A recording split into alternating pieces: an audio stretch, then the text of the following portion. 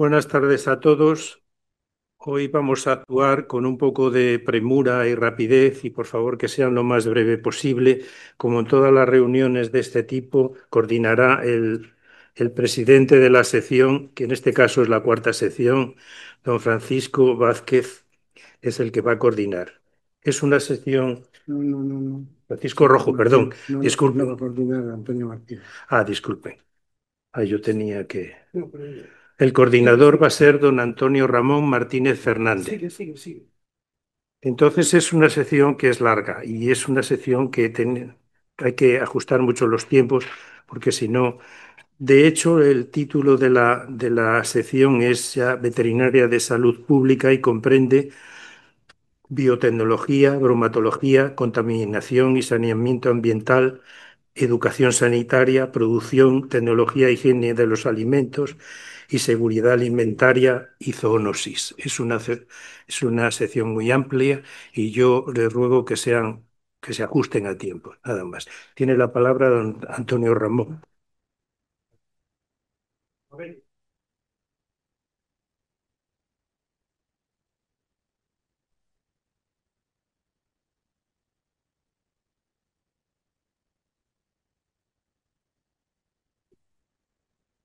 Hola, venia, señor presidente,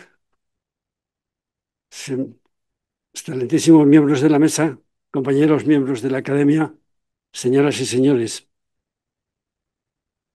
Como soy el más viejo de la sección y el más antiguo de los miembros de la academia, en este caso creo que no solamente de los presentes, sino de los presentes y de los comunicados, pues me han encargado a mí de esta labor. Pero me gustaría introducir el tema que nos va a interesar hoy. Y voy a hacerlo introduciendo la zoonosis, el lenguaje y, y la burocracia. He puesto específicamente burocracia porque esa palabra francesa, que es un híbrido del francés y del griego, es muy interesante, puesto que en todo momento y en todo caso el lenguaje y el manejo del lenguaje y el significado del lenguaje es importante en cada una de las actividades. Y es en este caso de la zoonosis, me acojo a la Organización Mundial de la Salud y a la segunda definición que ustedes ven ahí inscritas. Lenguaje y burocracia nos interesan las antropozoonosis, porque miren ustedes, yo voy a hacer un papel raro, porque voy a ser el veterinario que hace la zoonosis de cara a la especie humana. Entonces, eh, por esa razón, yo voy a hablar de antropocenosis, de zoantropozoonosis, de hemizoonosis, de zoonosis directa, etcétera. Todo esto mm, prácticamente ha pasado a la historia por razones prácticas. Y ahora mismo las zoonosis las llamamos zoonosis directas, no alimentarias y alimentarias. Realmente aquí está eh, toda la materia en la que va a ser esta mesa redonda, puesto que las indirectas no nos van a interesar para nada. Vamos a ver, repasando, porque una imagen normalmente mejora la capacidad del entendimiento. ¿Cómo son las dosis directas? Pues cuando desde un hospedador fuente al hospedador receptor de forma directa, por la saliva, por contacto, etcétera, etcétera, alcanza el agente patógeno. Agente patógeno que si efectivamente no hay recepción o hay eh, una integridad de defensa, etcétera, etcétera, pues allí acaba en... Pero si es el receptor humano o receptor, en este caso humano o cualquier otro, es susceptible, este se infecta y puede infectar sucesivamente y establecerse pues como una enzotía, como una panzotía o como una epidemia, endemia, endemia, epidemia, pandemia. Las indirectas son un tanto más complejas, puesto que traen consigo la posibilidad de que haya siempre un segundo paso, un hospedador que llamo normalmente hospedador crisol, porque en él se va a reconstruir de alguna manera el genoma. Son fundamentalmente zoonosis de naturaleza vírica, porque cómo se reorganiza el genoma de un cestodo o de una bacteria, demasiado complejo. Pero en las víricas esto ocurre y puede ocurrir el caso primero cuando sean varios los hospedadores que por uno u otro camino coinciden con el hospedador crisol y este hospedador crisol modifica en sí, o mejor dicho, el agente se modifica en él de tal manera que es infeccioso o infectante para el hospedador humano. Es mucho más frecuente el caso contrario, el caso en el que varios hospedadores diferentes y por caminos distintos pueden pasar al hospedador crisol y de este pasar al receptor humano. En conclusión, las zoonosis es un tráfico entre animales silvestres, animales domésticos y el hombre en estos momentos. Es el tráfico zoonótico. Ustedes ahora mismo recordarán en su memoria pues múltiples enfermedades transmitidas solo desde los animales silvestres al hombre y muy escasamente desde el hombre a los animales domésticos, animales salvas silvestres. Efectivamente, hace unos años unos kikuyos en Kenia se infectaron con lo que luego se llamó Trichinia nelsoni. Pasó entonces desde un facochero, animal silvestre, hasta el hombre. Pero es que frecuentemente los facocheros se infectaban con los kikuyos previamente infectados, cuyos cadáveres se dejaban justamente en el ambiente y por lo tanto era el camino contrario.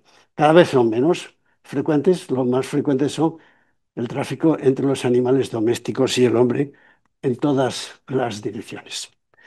Vayamos un poquito a hacer un repaso histórico, filogénico, de cómo las zoonosis han venido a ser. Pues miren, para la comunidad biótica del hombre primitivo, piensen hace 15, 20 mil años, 40.000 años, e incluso el hombre formaba parte de ese sistema ecológico en asociación con los carnívoros y había un intercambio carnívoros, hombre, hombre, carnívoros, como carnívoros herbívoros, que eran fundamentalmente la fuente de proteínas y el hombre. Hay unos recuerdos magníficos de esta época todavía en los momentos presentes. Los ciclos biológicos de Taenia soleum y Taenia saginata recuerdan perfectamente este momento, hasta tal punto de que Taenia soleum tiene unos parientes molecularmente muy próximos en las hienas, en Crocuta conjunta, porque el hombre durante muchos milenios posiblemente fue otro carroñero más en competencia con las hienas. Y ahí persiste. En, y la otra, la Taenia saginata, pues la especie fundamental de los leones, de Pantera leo, pues es molecularmente el antecesor común de Taenia saginata.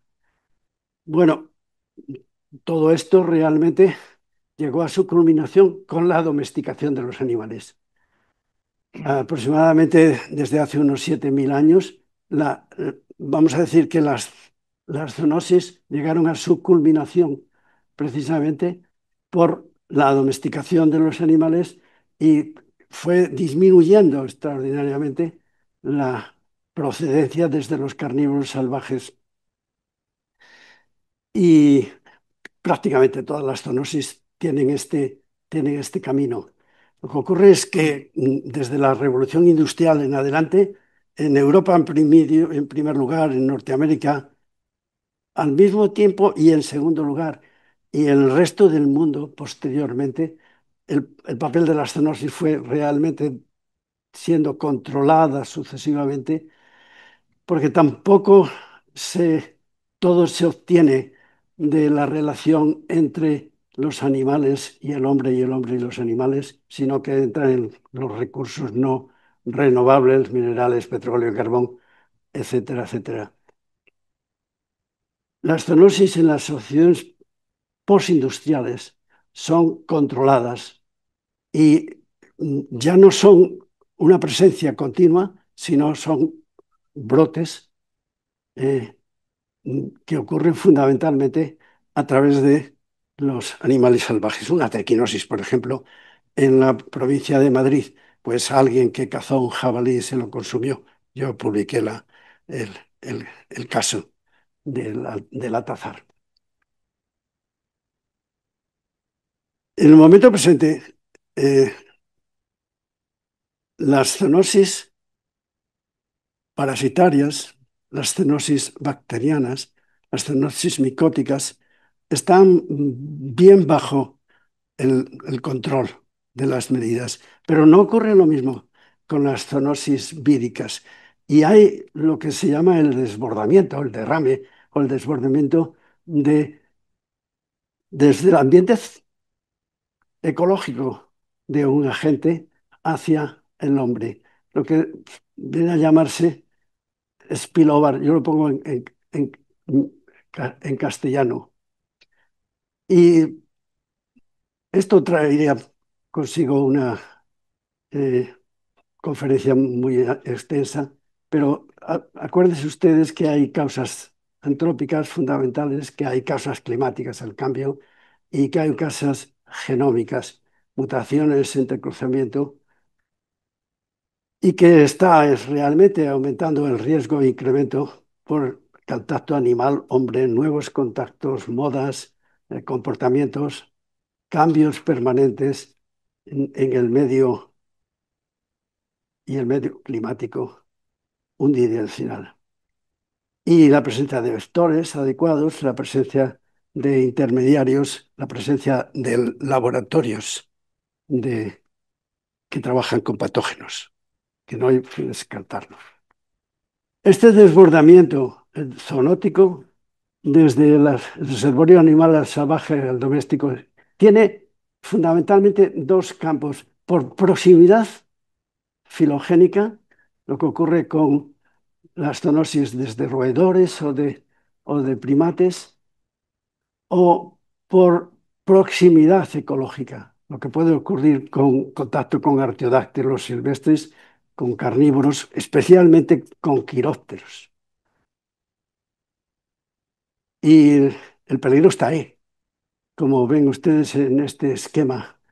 En la parte inferior, no sé si se lee, pero hay dos grupos de animales, los quirópteros por una parte y los roedores por otra, que son un almacén de agentes con la posibilidad de alcance zoológico. Almacén enorme. Los roedores en primer lugar, porque además son filogénicamente, están en nuestro camino, o mejor dicho, nosotros estamos en su camino. Y en segundo lugar, los quirópteros. Y perdón, y hasta aquí ha llegado. El paso siguiente, muchas gracias por su atención, es el origen de las semileñas, el spillover, el salto en especie, y es Antonio Arenas Casas el que va a tomar la palabra.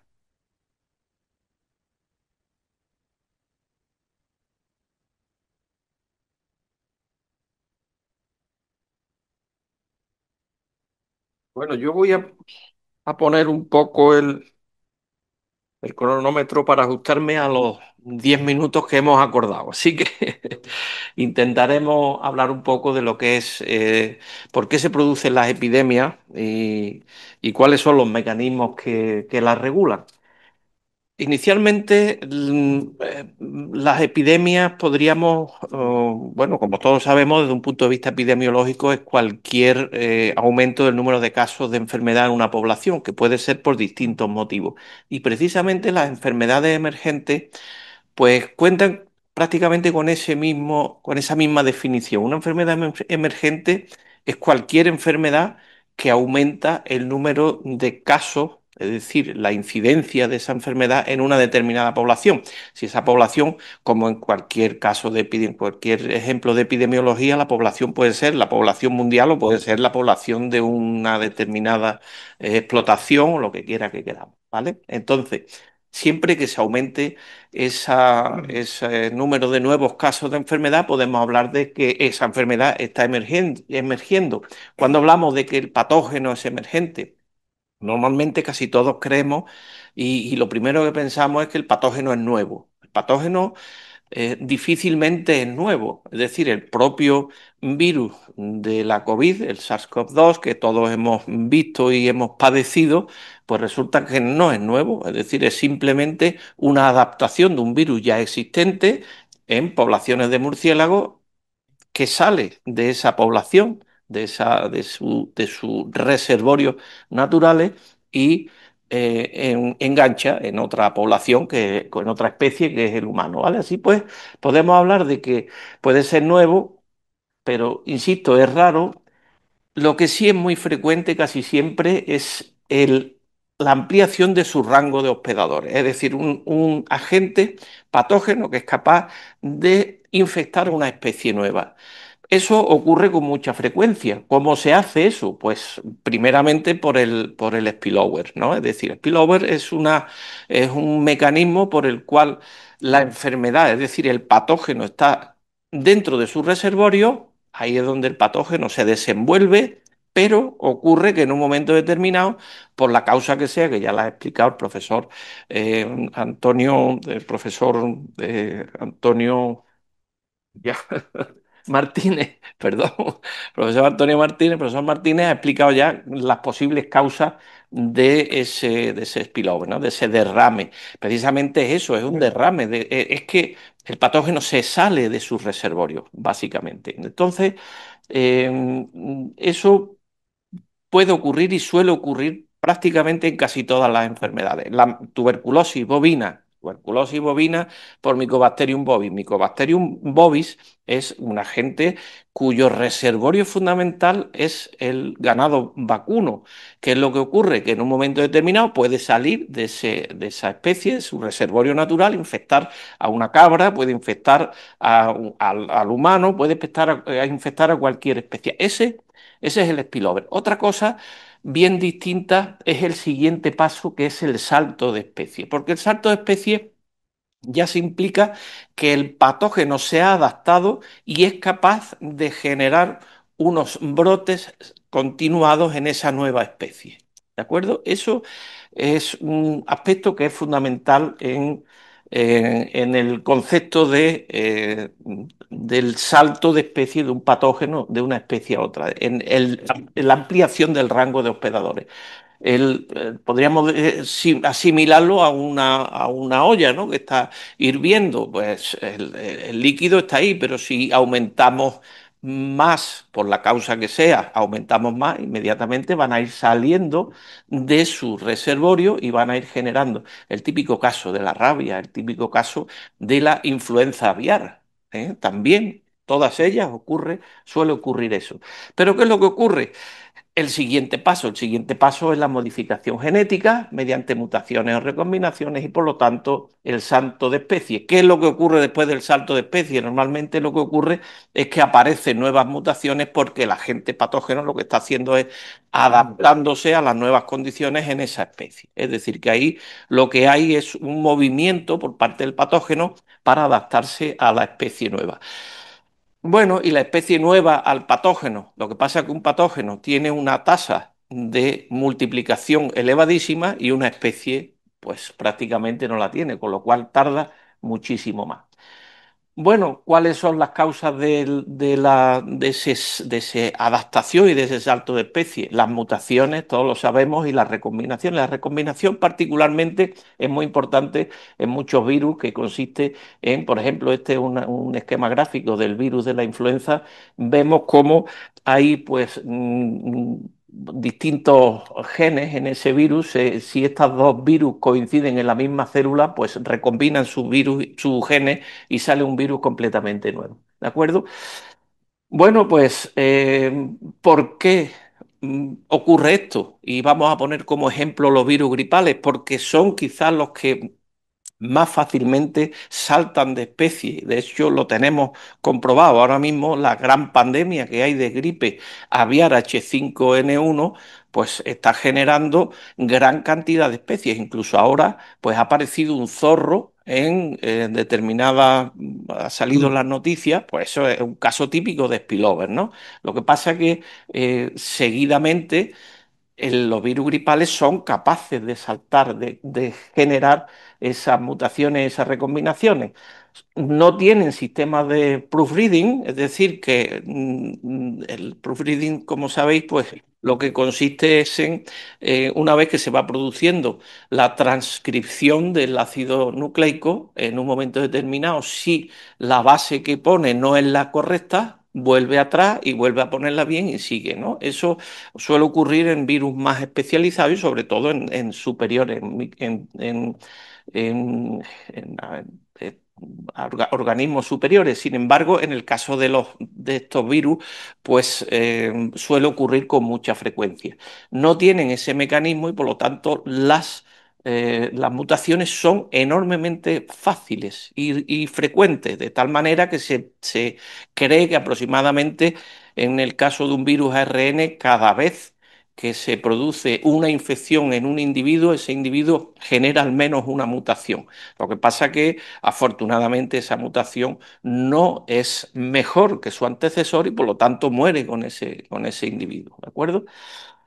Bueno, esto lo vamos a pasar porque si no no nos da tiempo, es cómo se han generado los virus gripales y aquí en este caso pues podemos apreciar cómo han aparecido la cepa Guangdong, que es la causante de la actual virus H5N1 y también de los casos humanos. ¿Qué es lo que vamos a pasar de esto también, qué es lo que se vigila en los virus de la gripe actualmente? Porque es una pregunta que hacen con mucha frecuencia. ¿Qué es lo que se vigila? Es decir, ¿qué estamos vigilando para que, bueno, si se produce el spillover, que es normal que se pueda producir, al menos que no se produzca ese salto de especies? ¿Qué es lo que vigilamos? Pues vigilamos fundamentalmente tres aspectos. Uno de ellos es la hemaglutinina. La hemaglutinina de los virus gripales que se unen al receptor del ácido neuramínico o ácido siálico y existen dos tipos fundamentales de receptores siálicos, lo que se conocen con el nombre de alfa-2,3 galactosa o también que son muy propios de las aves o los 2,6 galactosa, que eso sí tienen gran trascendencia. Se vigila que estos receptores 2,3 pues no puedan aparecer o no suelen aparecer en humanos, ¿de acuerdo? Entonces, ahí tenemos que muchos de los receptores 2,6 que están en humanos, esos receptores están en vías respiratorias superiores, mientras que los 2,3 están en vías respiratorias profundas en el parénquima pulmonar, no en vías respiratorias, en parénquima pulmonar. Y eso trae como consecuencia que puedan infectarse de los virus gripales, las enfermedades sean mucho más graves, porque no afectan como la gripe normal humana al tracto respiratorio superior, sino al parénquima pulmonar. Afortunadamente el contagio es mucho menor. ¿Qué es lo que ocurre? Bueno, que la hemaglutinina tiene que estar escindida y lo que se busca, lo que se vigila mucho es que no exista es decir, que existe ese residuo de arginina ahí en el locus de escisión de la hemaglutinina que tiene que estar rota para unirse bien al receptor y eso ocurre en las cepas aviares en el intestino. ¿Por qué? Pues porque es donde está la trisina, que es la que rompe específicamente esa base, ¿no? Mientras que, vamos, ese núcleo monobásico, mientras que cuando cambia esta zona, ya hemos terminado, ¿ves? Cuando cambia esta zona, pues el virus es capaz de multiplicarse en cualquier territorio. Y eso es importante porque eso supone un paso de adaptación a el salto de especie. También la RN polimerasa es otra de las que, fijaros que las cepas humanas, todas las cepas pandémicas, tienen el residuo de lisina en la posición 627 de la PB2, de la polimerasa básica, y eso hace que esas células se repliquen a 33 grados. Son las cepas humanas. 33 grados, que es la temperatura de las vías respiratorias. Es decir, que esa polimerasa es capaz de activarse mejor y de funcionar mejor a 33 grados. Todas las cepas pandémicas humanas, todas las cepas pandémicas humanas tienen ese residuo de lisina ahí. Pero fijaros que la cepa pandémica del H1N1, la que es la cepa, la gripe A, la cepa de la gripe A, pues tiene también la cepa, el residuo aviar. Pero ¿qué es lo que ocurre? Que ha modificado otros residuos, particularmente el 271, ha modificado la treonina por la alanina, y eso trae como consecuencia que también funcione a 33 grados, no a la temperatura. Y finalmente la NS1, que ya voy a pasar de ella porque no nos da tiempo. Si queréis preguntar, luego hablamos, ¿vale?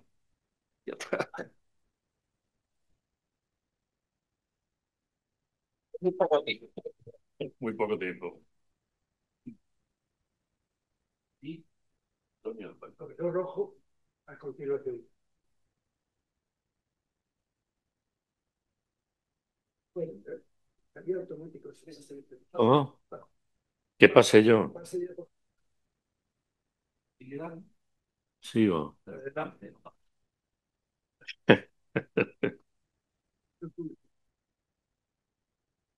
Esta es, ¿no?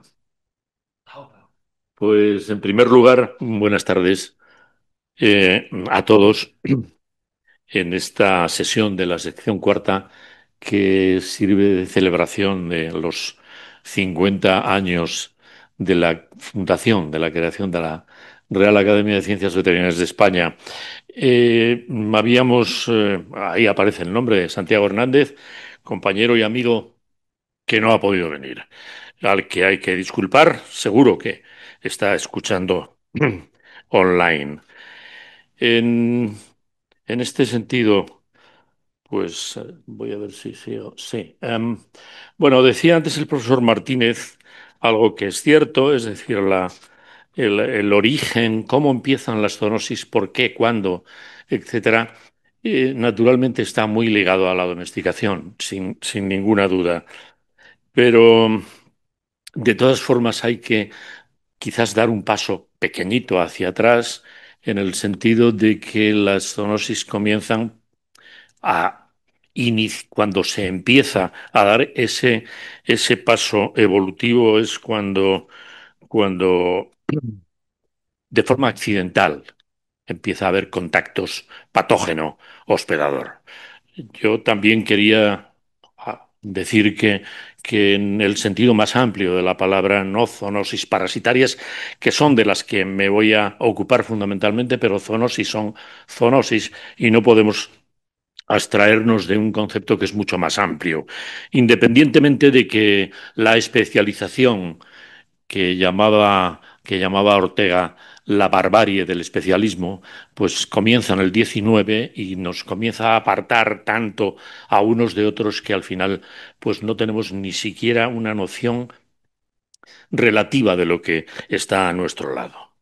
Además del accidentalismo, podríamos llamar, y de la domesticación, pues lo que tiene que suceder después para que haya zoonosis es una superespecialización, la creación de nuevas especies y el salto a otras especies, como acaba de contar y de decirnos el profesor Arenas.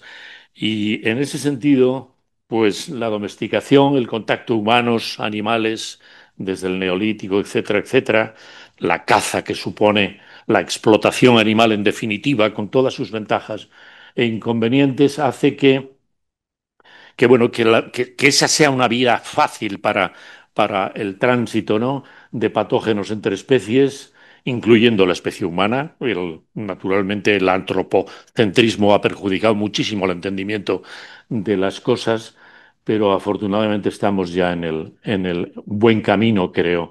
De manera que orígenes que son la domesticación, las granjas, la explotación, la cría y explotación animal, el contacto continuo o puntual, según los casos, la destrucción de hábitats, la modificación de los hábitats que hace que desaparezcan unas especies y sean colonizadas por otras, o que las presentes encuentren una abundancia exuberante en un determinado medio creado por el hombre, es decir, factores antropogénicos, como para que haya una explosión de, por ejemplo, las enfermedades que transmiten los vectores. En este sentido, naturalmente, todas las enfermedades vectoriales que han existido siempre están cobrando una especial importancia. Eh, en relación con las parasitosis, pues podría decirse, en primer lugar, que por lo menos en medicina humana pasaron a ser casi históricas, ¿no? Aquella medicina tropical de Pitaluga de 1905 aproximadamente, pues empezó a decaer y quedaron en el más absoluto anonimato en la mayor parte de los problemas, porque se pensaba, creyendo, como había dicho Pasteur 50 o 60 años antes, que las enfermedades infecciosas eran poco menos que una cosa del pasado, que iban a ser algo totalmente de modé, en una expresión francesa claramente. Por lo tanto, empezamos a tener en cuenta cosas que en relación con los parásitos de cualquier naturaleza, desde los protozoos a los artrópodos, pues pasan por esa emergencia y reemergencia que ya se ha comentado Antonio Martínez en principio, pero sobre todo por los factores antropogénicos, como acabo de decir y como aparece aquí señalado, el cambio climático o el cambio global, algo que he oído ya en más de una ocasión recientemente, que se prefiere no decir cambio climático, sino cambio bioquímico ecológico, que naturalmente implica pues todo lo que creemos que puede implicar, la transformación del medio, etcétera, etcétera. Bien, pues resulta que las zoonosis, algunas zoonosis, son históricas, por supuesto, se podría decir incluso que medievales, ¿no? A pesar de que conocemos casi todo lo que hay que conocer, que podemos poner en práctica medidas de lucha y de control y no las ponemos, todavía la hidatidosis sigue siendo un problema. Y si no, que se le pregunten a los hospitales donde se operan más o menos de forma rutinaria hidatidosis pulmonar o hepática y algunas otras, ¿verdad? La triquinelosis, que yo creía que el profesor Martínez nos iba a comentar algo porque incluso recientemente ha ingresado en la Real Academia de Farmacia de Galicia, con un título que no podía ser otro que el de la triquinelosis. Pues bien, decía eso y repito cosas que ya no que voy a pasar por ellas. Todo eso ha hecho que vaya poco a poco acuñándose términos. Desde las zoonosis por Virchow, aunque no está claro que Virchow hablara de zoonosis, pero bueno, hasta la expresión que se le ocurrió a Osler, Sir William Osler, que pasaba por una medicina, no en balde Osler, que era médico y que es el padre de la medicina moderna, según la mayoría de los que se dedican a analizar estas cosas, fue profesor de la Facultad de Veterinaria de Montreal. Y hay un parásito que se llama Philaroides oslerus, que está dedicado a Osler, y que acuñó el término una medicina, hasta finalmente un veterinario de la Facultad de Veterinaria de Davis, en California, que se llama Swabe, que tiene un tratado precioso de la epidemiología de las enfermedades comunes al hombre y a los animales. Y eso, pues, fue también el resultado de algunas personas como este señor que aparece ahí, que era un alemán, medio ruso, medio alemán, Dogiel, que decía claramente que fue el primero que entendió que la parasitología no tenía por qué ser otra cosa que se llama zoología, sino ecología, una rama de la ecología con todo lo que eso significa, desde los hospedadores, unos varios, domésticos, domesticados, humanos, de animales de vida libre, hasta el medio ambiente, como es lógico. El cambio climático es algo que está fuera de toda duda. De todas formas, ha sido la estrella del siglo XXI, lo es todavía. Esta fotografía está tomada a 13 kilómetros al sur de León, que es donde yo vivo, hace 10 años, por ahí aproximadamente, en noviembre del año 15, más o menos. Y esto es impensable ya. No existe esto. Es la estación experimental, lo que se llama Instituto de Ganadería de Montaña. Es absolutamente imposible ver eso, a pesar de que León sigue siendo un sitio que tiene fama de ser frío, pero va, yo creo que tanto no es. Bien, pues decía, desde las vectoriales y no vectoriales, ¿cómo voy de tiempo? ¿Me queda? Está bien. Pasando, lo que sí he pretendía, pero no sé si me dará tiempo, comentar son dos o tres cosas que estos 50 años casi coinciden con mis 50 años de actividad profesional. Y yo empecé trabajando primero, en todas las enfermedades en las que he trabajado, nunca he trabajado porque sean zoonosis. Lo son, pero nunca ha sido así. O sea, empecé trabajando en enfermedades infecciosas. Mi tesis doctoral debía de haber sido brucelosis. Luego no lo fue porque di un carpetazo. Pero todas las demás a las que me he referido de alguna forma, directa o indirectamente, o bien porque yo he trabajado en ellas o porque alguno de mis colaboradores a lo largo de todos estos años han trabajado en ellas. De manera que es un poco la experiencia profesional traducida o transmitida en estas diapositivas. Desde luego, claro, la leishmaniosis. La dirofilariosis la gente en general cree que es una zoonosis. Yo creo que no es una zoonosis, porque una zoonosis es algo que pasa de un hospedador a otro y de ese hospedador al que ha pasado a otro y de ese a otro y eso así sucesivamente. La dirofilariosis no pasa de afectar a los humanos, en los que producen una serie de alteraciones que ha hecho que los médicos le den más importancia porque radiológicamente es un proceso que puede confundirse con una neoplasia respiratoria, por ejemplo, del pulmón, pero nada más, no pasa de ahí.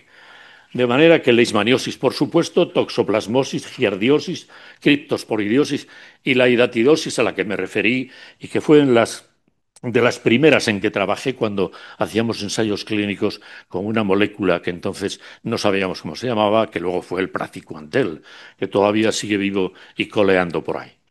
Pues con todo eso, desde la hidatidosis, lo único que quería decir, y muy brevemente, me pasaré 3 o 4 minutos, nada más, si ustedes me lo permiten, eh, de la unilocular, la hidatidosis unilocular, con una imagen como la que se ve ahí de la España ovejera, por decirlo de alguna forma, del noreste o nor-noreste al sur-suroeste. Esa es la zona donde, naturalmente confluyendo en Madrid, que es donde había más hospitales y buenos cirujanos para extirpar quistes hidatídicos.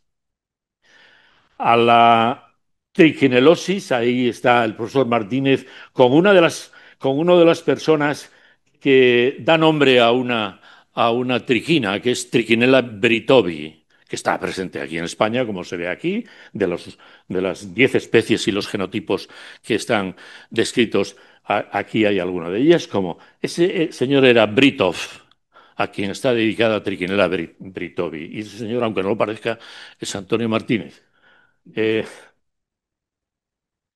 La toxoplasmosis, tradicionalmente relacionada con un binomio casi férreo, que era el gato y el ratón, y la placenta de los animales o las personas que han abortado, etcétera, etcétera, como consecuencia de la infección congénita, pero que por lo menos algunas de las experiencias actuales ponen mucho más énfasis en el agua como vehículo de transmisión de la toxoplasmosis que en el gato o las heces de gato o la placenta, etcétera, etcétera, sin despreciar naturalmente esos otros fuentes de contagio.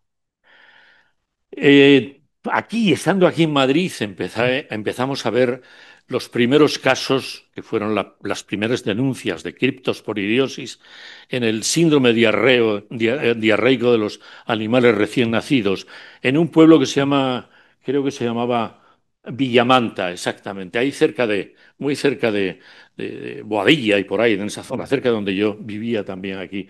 Y a partir que esto fue inicialmente una especie de curiosidad biológica.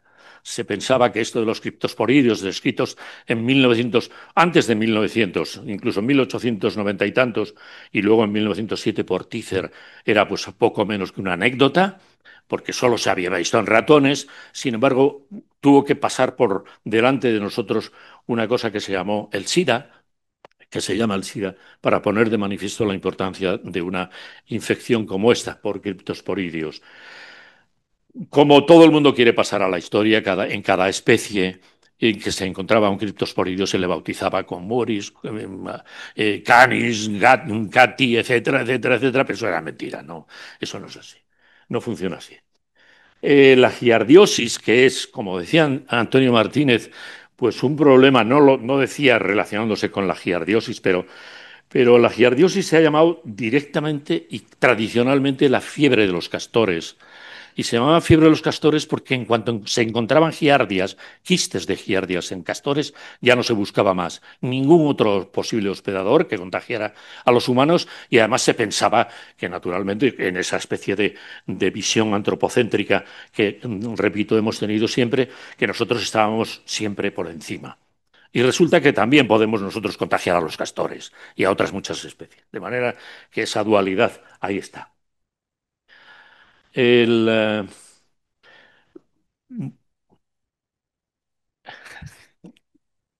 termino ya, termino ya. En definitiva, como la mayor parte de todo lo que hemos visto y algunas cosas que veremos son de transmisión directa, como decía el profesor Martínez al principio, pues el agua y el jabón siguen siendo muy buenos métodos para evitar muchas cosas. Pero luego resulta que hay otros problemas como las infecciones producidas o transmitidas por vectores. Yo creo que se lleva la palma de la mano la leishmaniosis.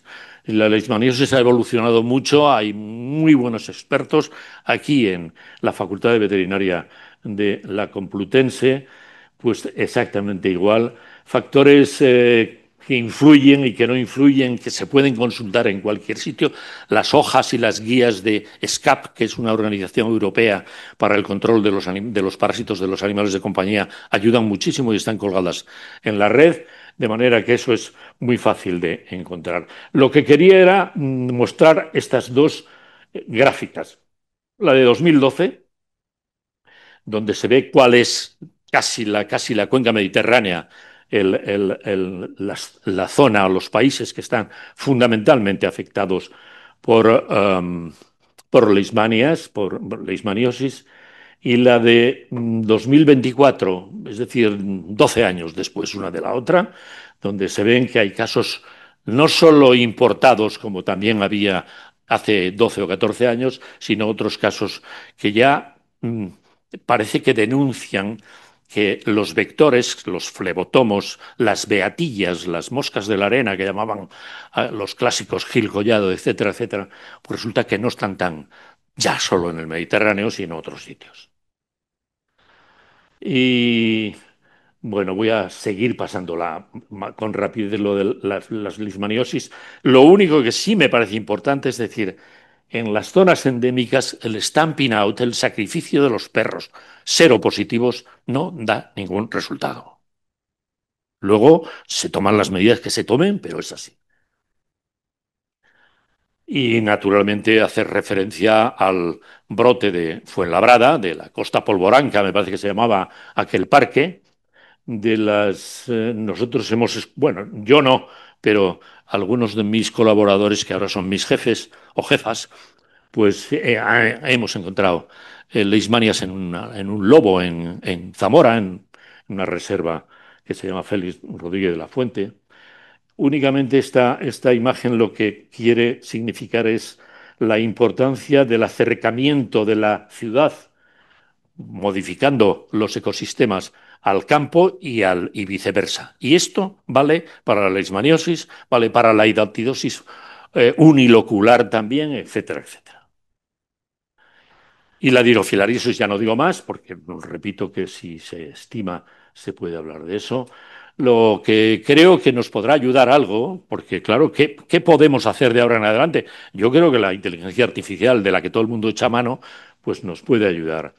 La ilusión del tiempo. El tiempo, lo que ha pasado y lo que puede pasar están en desequilibrio. Realmente no están compensados. Lo que ha pasado ya no existe.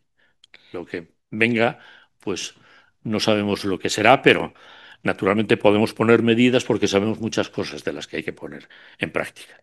Nada, gracias. Bueno, nada, gracias.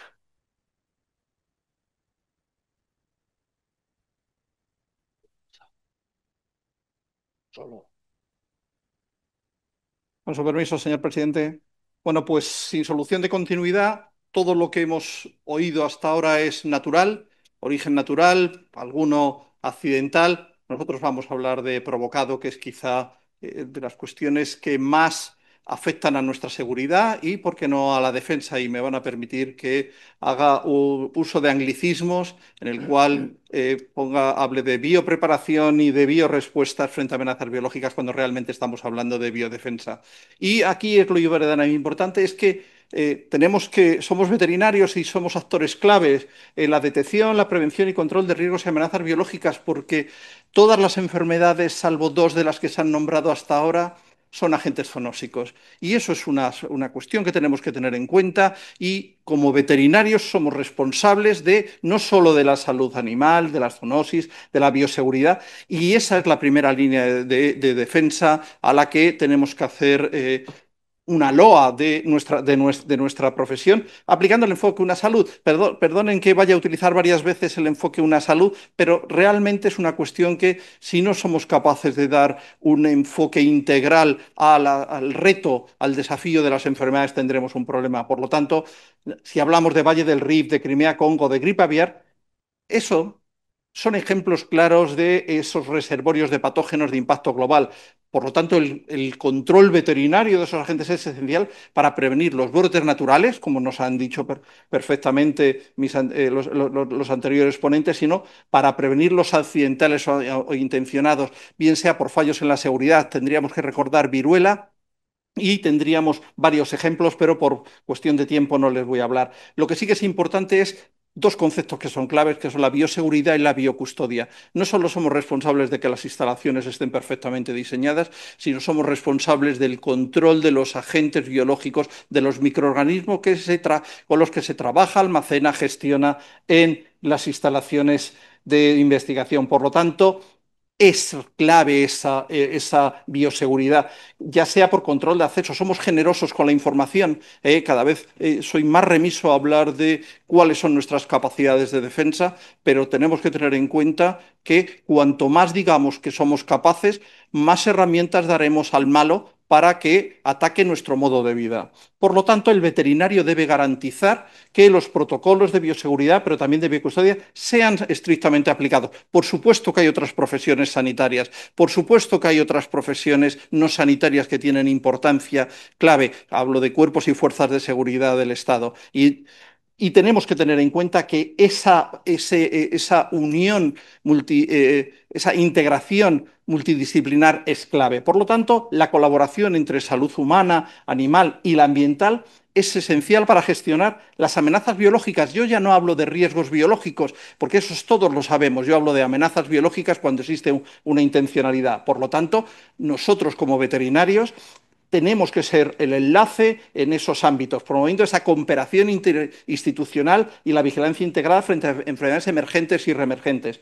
Por lo tanto, nos enfrentamos a un peligro biológico en el cual no vamos a hablar de riesgo. Por lo tanto, tenemos que tener, perdón por la redundancia, de ese mundo globalizado, ese incremento de población, la zoonosis. A nosotros lo que nos tiene que preocupar es la amenaza, y esa amenaza por actores estatales y no estatales. Porque quieren acabar con nuestro modo de vida, quieren utilizar estrategias híbridas para poder afectar en la zona, en lo que ahora se denomina la zona gris antes del conflicto, para cambiarnos y alterar, como he dicho ya varias veces, nuestro modo de vida. Por lo tanto, la biología sintética o la biología espejo plantea retos importantes que tenemos que saber manejar, tenemos que saber controlar, tenemos que establecer una gobernanza global para poder hacerlo. Pero, por supuesto, las resistencias antimicrobianas están en este aspecto y las tecnologías emergentes disruptivas, todas las ómicas o también el uso dual.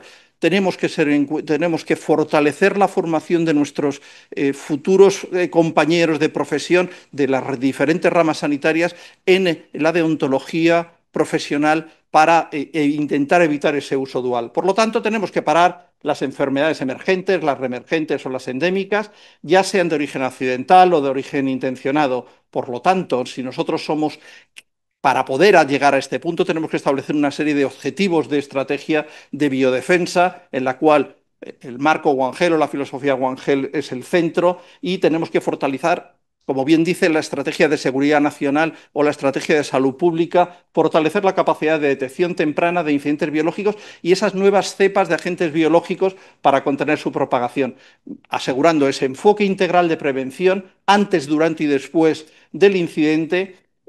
Y tengo que hablar de resiliencia, discúlpenme, si ya no habla ningún conferenciante de resiliencia ahora mismo en el entorno de Unión Europea o de OTAN, no está diciendo nada. Por lo tanto, tenemos que potenciar nuestra capacidad de resiliencia, esa mejora de la capacidad de investigación de incidentes biológicos y ahí el veterinario tiene una labor importante que hacer y, como he dicho, dentro del marco de la Estrategia de Seguridad Nacional de 2021 o de la Estrategia de Salud Pública de 2022, en la cual pues yo creo, y si ustedes conocen más sobre ella, tenemos que tener en cuenta que la Agencia de Salud Pública tendrá que haber una representación veterinaria más importante si cabe. Por lo tanto, esos componentes claves de la biodefensa son fomentar la preparación y la respuesta biológica mediante ejercicios, simulacros, protocolos de respuesta rápida y sistemas de coordinación interinstitucional. Tenemos que ser conscientes que el programa de gripe que se hizo frente a H1N1 sigue siendo igual de vigente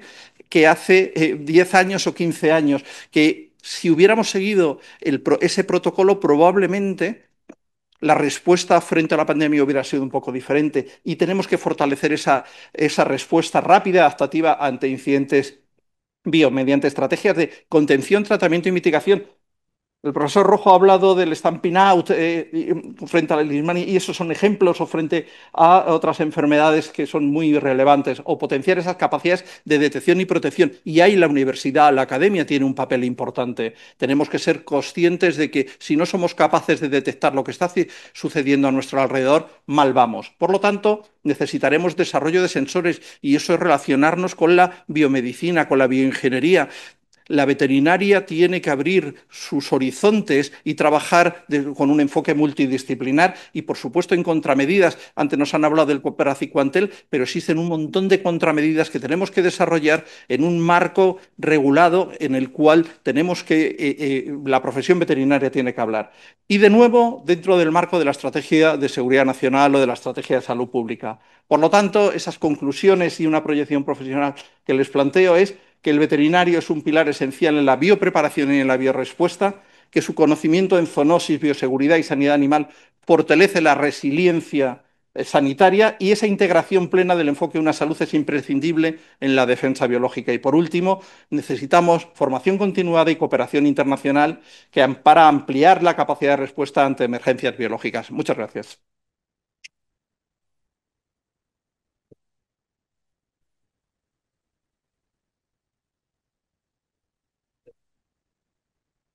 Siga pasando la diapositiva. No. Ya está la siguiente ponente. Sí, por favor, siga pasando la diapositiva.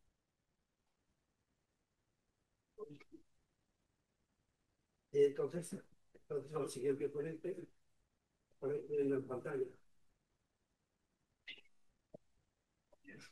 Ya estamos al final, pero todavía, si se pasa la última diapositiva, pasaremos al... Buenas tardes. excelentísimos señores académicos de la mesa, excelentísimas académicas y académicos de la sala, distinguido público. Vamos a cambiar. Salud pública es un área muy amplia donde entran muchas disciplinas. Ahora vamos a cambiar totalmente a la parte alimentaria. Yo me preocuparé de demostrar o de tratar de higienizar los alimentos y la doctora Cuella del control de los mismos una vez que lleguen al mercado. Vamos a ver. Los alimentos preparados es lo que hemos puesto, pero es una cosa muy compleja. Es muy difícil poder agrupar los alimentos preparados en grupos que las propiedades se distingan unos de otros. Y realmente el objetivo es conseguir garantizar la seguridad alimentaria, en este caso desde el punto de vista microbiológico. También está la seguridad alimentaria desde el punto de vista químico, pero eso vamos a dejar aparte.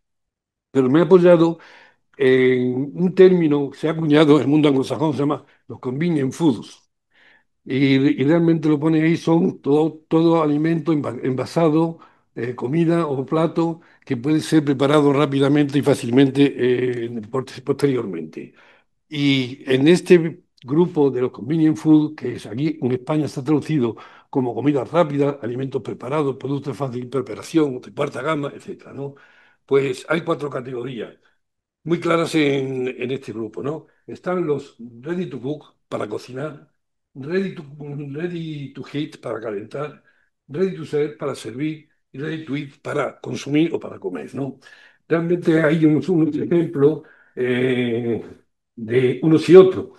Es difícil separar los listos para servir y los listos para comer, pero la diferencia fundamental, como ya veremos más adelante, es la estabilidad de los mismos. Los primeros son estables y los segundos son productos perecederos que realmente van a ser los peligrosos, los que tenemos que controlar. Esta gráfica me ha apoyado en la inteligencia artificial para que vean cómo ha evolucionado desde el año 75. Realmente, cuando empecé yo, también como decía el doctor Rojo, la actividad profesional. A fin de cuentas, somos del mismo curso y yo creo que es brutal como voy a escribir algo de nosotros. Pues fíjense, hay unos datos ahí. En 1980 el microondas populariza el consumo de alimentos. En el 2000 hay un auge por el consumo de alimentos refrigerados. Y también en el 2000 una demanda de alimentos seguros, saludables, mínimamente procesados, etcétera. Y por la parte de los avances, hay un avance tecnológico en 1975-85, que es el envasado a vacío en atmósfera modificada y en otros modelos también. También hay un cambio social en la estructura familiar, laboral, familias más pequeñas y trabajar en ambos miembros. Después viene la crisis del COVID-19 y ya en el siglo XXI, desde 1900 al XXI, la globalización impulsa la expansión de la comida rápida. Esta es la evolución. Esto es una gráfica pues, que está en billones de sajones que equivalen a un millar de español, ¿no? Aquí está lo que dije antes está más definido. Unos ejemplos. Los riesgos que tiene cada uno. Listos para cocinar. Esos alimentos tienen un poquito riesgo porque van a llegar al local o a los comedores colectivos, se van a someter al horneado, a la plancha, a la fritura, a la cocción. Son temperaturas muy elevadas y quizás la más suave de todas sea la cocción. Por lo tanto, teniendo en cuenta que la higienización pretende controlar a los microorganismos patógenos no es por un lado, solamente a los de vida vegetativa. Sin embargo, hay un producto que es muy peligroso, que son las hamburguesas. Las hamburguesas, ¿por qué? Porque la contaminación es superficial, pero sin embargo las hamburguesas, la contaminación microbiana es por todo el entorno y realmente la FDA da unas condiciones de cocinado para las hamburguesas y la ACBSF, que es el Comité Asesor de la Seguridad Microbiológica de Alimentos de Inglaterra, pues da unas condiciones de la hamburguesa un poquito mayor. Para calentar, aquí hay unos productos que son realmente seguros. Son el autoclave, UST, las conservas clásicas, que las voy a dejar aparte, porque no entran de los demandados por la sociedad. Y naturalmente eso están esterilizados, 120, 115 grados, 10 o 15 minutos, y también un tratamiento UHT que son estables y además su vida útil siempre pone consumo preferente. Después está el horneado de la cocción, son de que después se envasan en cierto sitio. Allí a la derecha tienen ustedes pues una lasaña que está lista para ser calentada, ya cocinada. Y en la parte de acá está el sous vide. El sous vide es un desarrollo que fue allá por 1980, que consiste en envasar un alimento en una bolsa de plástico a vacío y después cocinarlo a baja temperatura durante largos tiempos. Lo inventó un chef francés y ahora se ha expandido por todas partes, ¿no? Lo listo para servir y listo para comer, servir y comer, eso realmente son muy parecidos, porque se consumen de inmediato. Lo que pasa es que los primeros tienen una barrera microbiológica que los patógenos no pueden crecer, o si crecen, lo harán lentamente cuando hay un abuso de temperatura. Son las barreras fundamentales, la actividad de agua 0,90. Por debajo de 0,90 no puede crecer ningún patógeno. Y el pH inferior a 4,4.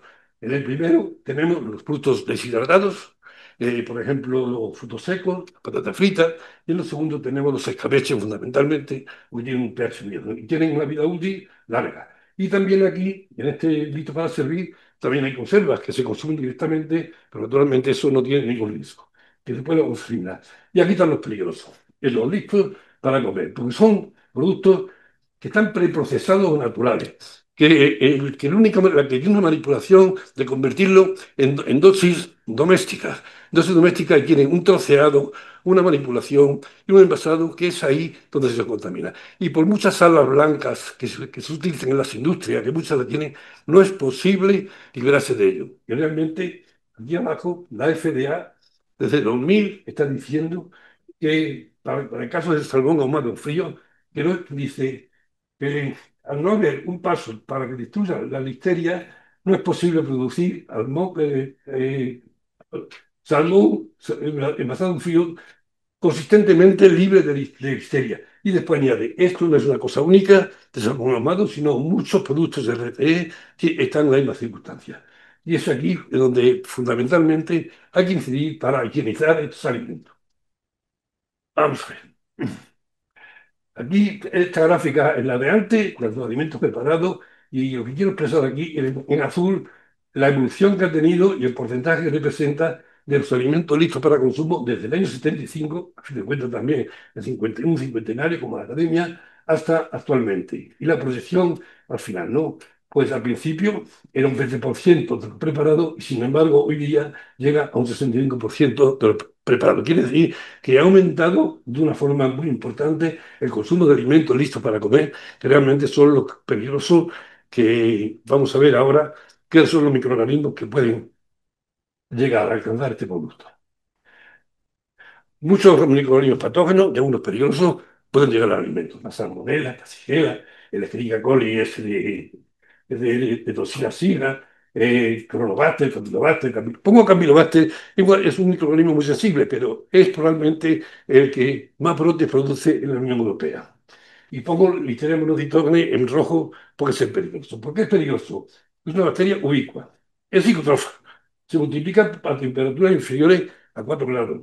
Es anaerobio facultativo y resiste en condiciones adversas de pH y de actividad de agua. Y quiero decir esto porque todos estos alimentos normalmente, menos que los que son estables, van en refrigeración. Y esta temperatura pues, es fundamental para tratar de que se multipliquen lentamente los microorganismos.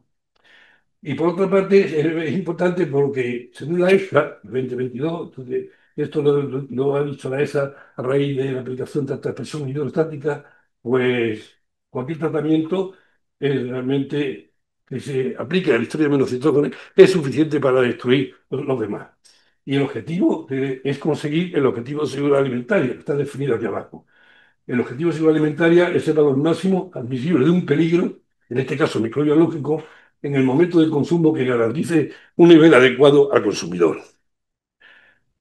Estos son opiniones muy importantes de la importancia de la historia de monocitógenos. No las voy a leer todas, pero fíjate, el primero es una década de estudio. El segundo, la ECOSAN, la AESA, entonces ya dio una opinión de la importancia que eran los productos estos y la prevalencia de la histeria. La EFSA en 2018, pues las revisiones de la EFSA son extraordinarias. Dicen que El 90% de la listosis masiva es causado por alimentos listos para el consumo. Este del punto es un metaanálisis donde procesa 2.336 artículos. Y ahí está el resultado en rojo que está presente en todos los alimentos listos para el consumo. Y este de abajo es otra revista moderna del 22 que hay que en los productos basados en carne, basados en aves y basados en vegetales, siempre hay tiene monocitas. Puede haberla con mucha frecuencia. Este es el criterio microbiológico de la Unión Europea. Realmente hay una permisión de Salvador en los productos estos que son protegidos y está habido desde menos de 5 días es a consumo directo. O sea, a un alimento que se compra hoy y se consume en 5 días, pues la permisión de la Unión Europea, 10 elevado a 2 por gramo o centímetro cuadrado. Y después el criterio que se aplica normalmente cuando hay una técnica bactericida en medio, pues el nivel permitido de listeria es 100 por gramo en centímetro cuadrado. Y sin embargo, sin aplicar esa tecnología, es ausencia en 25 gramos, salvo en consumidores vulnerables, que siempre es ausencia en 25 gramos. Pero en Estados Unidos siempre es tolerancia cero, o sea, la ausencia en 25 gramos. ¿Qué es lo que hay que hacer? Hacer una tecnología que se aplique para destruir la listeria monocitógenes y pueda tener una vida útil más larga. Las tecnologías convencionales, fundamentalmente las técnicas, no es posible aplicarlas. ¿Por qué? Porque está ya el alimento envasado. Y entonces hay que recurrir a otros métodos que hay tecnológicos.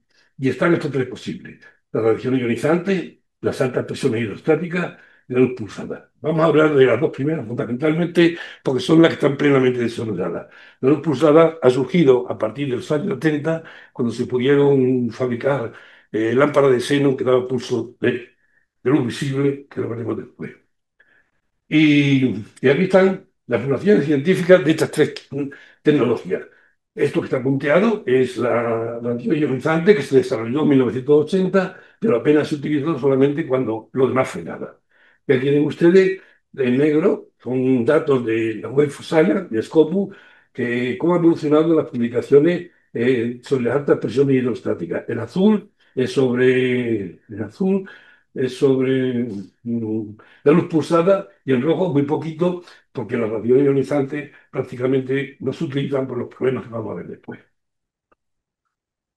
Ahí las radiaciones ionizantes están plenamente desarrolladas, las altas presiones, pues ha habido un avance y la luz pulsada es una tecnología emergente.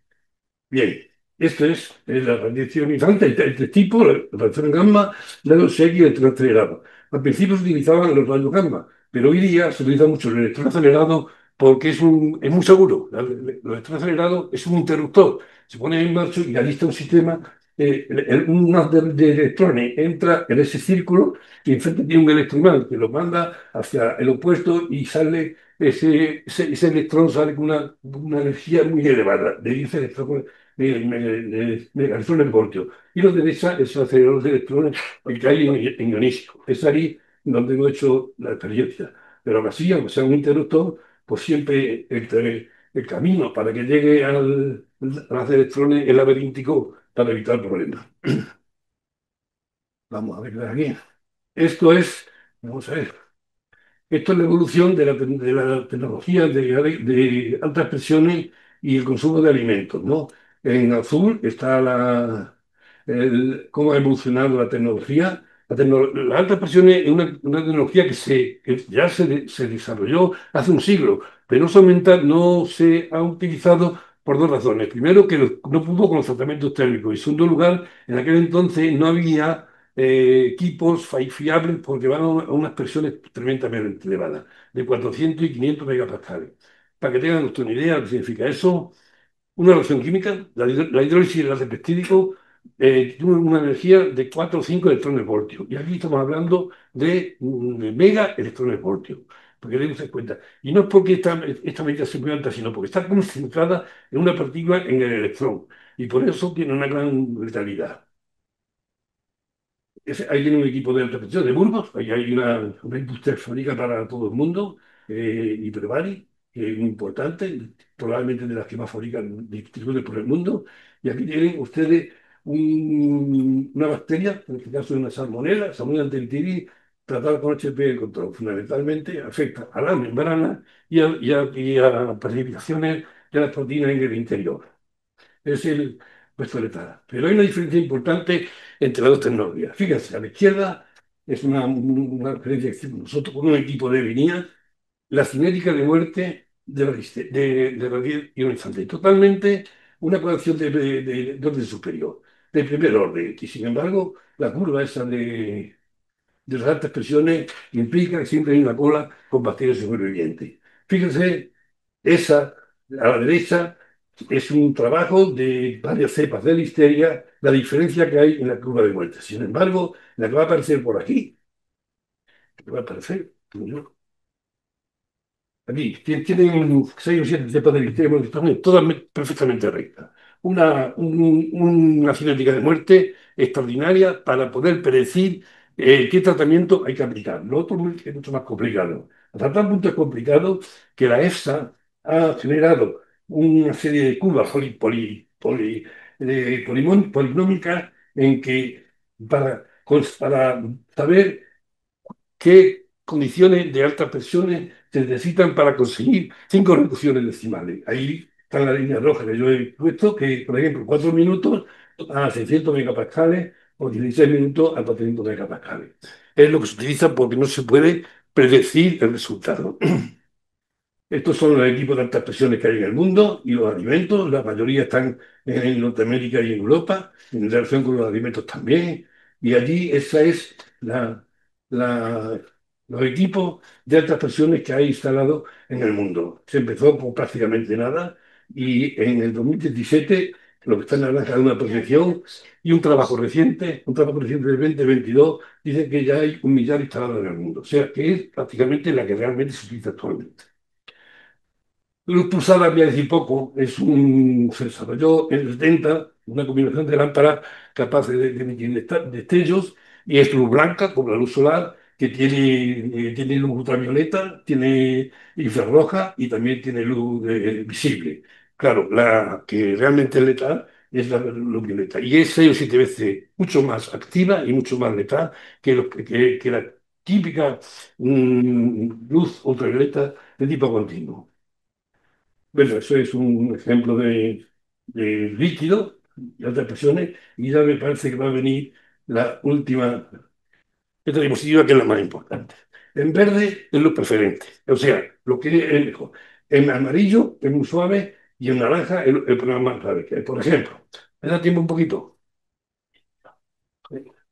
La cinética de muerte, por ejemplo, el tren acelerado, que es lo que se utiliza actualmente. Primer orden, y sin embargo, en las altas presiones no es lineal, no es lo lineal, y por tanto puede que haya alguna bacteria que pueda sobrevivir y multiplicarse después. El mecanismo de acción, los electrones acelerados, como las radiaciones ionizantes, son daños en el ADN y los radicales libres que se producen por hidrólisis del agua, porque todos los alimentos están en agua. En altas presiones es un mecanismo de acción muy complejo, son daños de membrana y de naturalización de las proteínas. Y en la luz pulsada son efectos fotoquímicos de luz ultravioleta tipo C, que es la que por eso se produce este. La eficacia del proceso es predecible, pues ya lo he dicho anteriormente, en los electrones acelerados, en las altas presiones, a ocasiones salen cola, y esa cola significa que hay bacterias que pueden sobrevivir al tratamiento. Las dosis típicas están ahí. Esto es importante porque la dosis clínica con 3 con un solo kilogramo y 2,5 kilogramos y 5 kilogramos decimales. Hay que tener en cuenta que la FAO, el Comité Conjunto de la FAO, de la Organización Mundial de la Salud y de Energía Atómica, permite 50 kilogramos. De modo que eso está muy por debajo de lo admitido. La letalidad muy alta, lo alta y tal. El objetivo siempre es la higienización, menos en luz pulsada, que solamente es una descontaminación de superficie.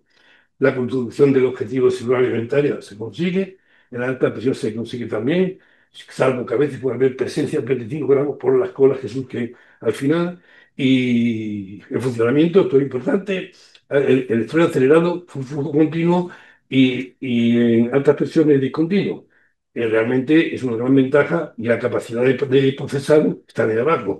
7.000 bolsas por 200 gramos hora y la otra 100, 500, 5.000 bolsas dependiendo del modelo que se utilice. Aquí este dato proviene de la instalación que hay ahí en Caracol, de electrón acelerado, y lo otro viene de Hiperbari, de Burgos. Las limitaciones son imperceptibles a las dosis que se utilizan. Y, y después, en altas presiones, hay tejidos que se producen gelificaciones. Por ejemplo, es muy típico en el bacalao, el bacalao en el salmón ahumado, cuando se somete a altas presiones, al principio se producen unas gelificaciones que siempre que es una cosa sensorial, no peligrosa. Sí hay que tener en cuenta el color rojo de la carne. Con los electrones acelerados se puede oxidar la mioglobina y entonces transforma el óxido ferroso, el hierro ferroso se transforma en férrico y se produce un color parduzco como sabemos, hemos visto siempre en las carnes. Y después, en las altas presiones, en el salmón ahumado, se pierde el pigmento, se pierde la xantina. Pero el problema está aquí abajo. Los consumidores. No quieren ver la radiación ionizante. Dicen todo que es una radiación, lo rechazan. Y además, los industriales tampoco se atreven a hacerlo masivamente porque no, probablemente dicen que no tendrían éxito. Sin embargo, las altas presiones hay una recepción totalmente positiva y prácticamente es lo que se aplica casi siempre. Y los aspectos legales, el electrón acelerado, pues requiere la autorización, la presión no tiene restricciones, y por lo tanto es admitido totalmente. Y también en los productos que han sido irradiados tienen que tener un logotipo que se llama herradura. Eso hay que ponerlo obligatoriamente. Y por lo tanto, cuando aparece ese logotipo al que envase, pues probablemente el consumidor lo rechace. Y es por ello, por lo que la radiación ionizante, siendo más eficaz y más favorable, se utiliza mucho menos que las altas presiones ionizantes. Pues yo creo que con eso he terminado. ¿O sí?